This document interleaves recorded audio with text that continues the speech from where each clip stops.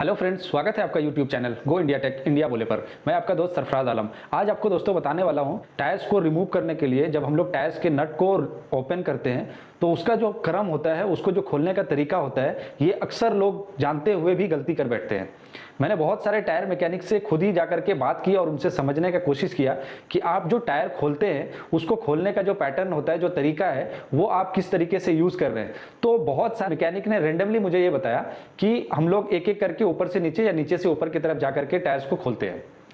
यानी कि जो एक पैटर्न बना हुआ है आम मैकेनिक का, वो ऐसा है कि उसके ऊपर काफ़ी सारी गलती होने के चांसेस होते हैं और ये कई बार हमारे लिए जानलेवा साबित हो सकती है। तो दोस्तों, आप जानते हैं कि टायर्स को खोलने के लिए हम लोग टायर्स के जितने भी नट होते हैं, किसी में 4, किसी में 6, किसी में 8 स्टड होते हैं, जिसको हम लोग टेक्निकल भाषा में बोलते हैं। स्टड को पहले खोलना पड़ता है और उसके बाद टायर को ड्रम से अलग करते हैं। लेकिन टायर्स के स्टड को खोलते हैं तो उस टाइम पे हमारे पास कुछ पैटर्न होता है, कुछ तरीका होता है, जिससे कि हम लोग आसानी से उसको खोलते हैं और उसके खोलने में कोई भी तरीके की इश्यूज नहीं आते हैं या फिर फिट करने में भी उसमें कोई इश्यूज नहीं आता है। सिंपल आसान भाषा में मैं आपको बताने वाला हूं कि जब भी हम लोग टायर्स को रिमूव करने का कोशिश करते हैं, ये हमारा एक्सल का प्लेट होता है और ये हमारा ड्रम होता है, वो इसके ऊपर आकर के चिपकता है। जब हम लोग यहाँ पर एक नट को ओपन करते हैं या फिर यहाँ पे ओपन करते हैं या फिर यहाँ वाले पोर्शन पे ओपन करते हैं, तो अगर हम लोग रैंडम बेसिस पे ओपन करें, पहला ये खोलें, फिर यहाँ पे खोलें, फिर यहाँ पे खोलें, तो ये वाला पोर्शन हो सकता है कि ये इस तरीके का होने के बजाय पहला यहाँ पे चूंकि खोल रहे हैं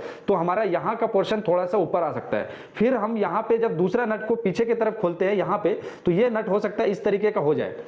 तो आप क्या देख रहे हैं कि एक्सल और ड्रम का जो प्लेट है वो एक साथ जब हम लोग रैंडम बेसिस पे खोल रहे हैं तो क्या हो रहा है कि एक नट यहाँ से खोला, यहाँ से, और एक नट को यहाँ से खोला, तो हमारा इस तरीके का एक एंगल बन रहा है कि हमारा नट यहाँ से गैप क्रिएट कर रहा है, इस तरीके का हो रहा है। और सेम जो गैप आता है, अगर हम लोग इस नट को खोलें फिर उसके बाद यहाँ पे क्रॉस सेक्शनल पे खोलें, तो क्रॉस सेक्शनल में क्या होता है, इस नट को खोला आपने, फिर उसके बाद इस नट को खोला, तो आपका क्या हुआ कि क्रॉस सेक्शनल होने की वजह से आपका यहाँ पे अगर गैप बन भी रहा है तो यहाँ पे भी आपका गैप बन रहा है। तो ये वाला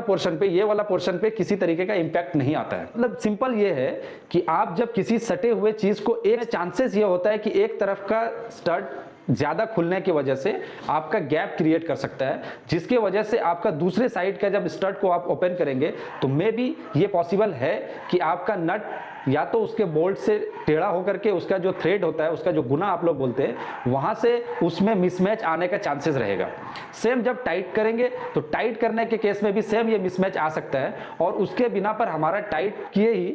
ये अधूरा रह सकता है। तो मिलते हैं कुछ अलग वीडियोस के साथ नेक्स्ट वीडियो में, तब तक के लिए जय हिंद।